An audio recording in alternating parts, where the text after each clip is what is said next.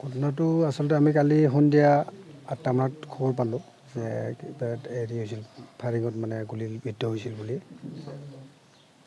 এনেকৈ খবৰটো পাইছোঁ তেওঁৰ এওঁলোকৰ পৰিয়ালৰ মানুহৰ পৰা।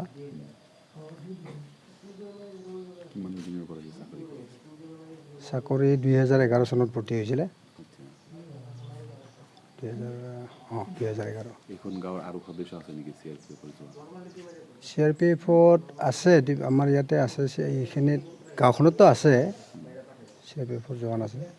যুৱকজন কেনে আছিল? নাই, ভাল আছিল যুৱকজন, আমাৰ চবৰে লগতে সৰু ডাঙৰ চবৰে লগতে মিলা প্ৰীতি ভাল আছিল।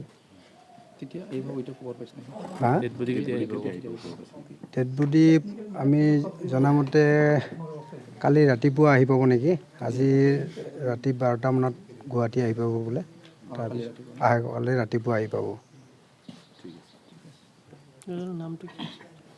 ল'ৰাজনৰ নাম লমবথৰ সিংহ। তো তেখেতৰ যিটো ঘটনা হৈ গ'ল তাৰ কাৰণে আমি দুখিত, চবেই মৰ্মাহত হৈ গৈছোঁ। আমি চবেই মানে আচৰিত হৈছোঁ যে এনেকুৱা ঘটনা হ'ব বুলি আমি ভবা নাই। তেখেতে কেইদিনমান আগতে ছুটীত আহি গ'ল। এইখিনিয়ে।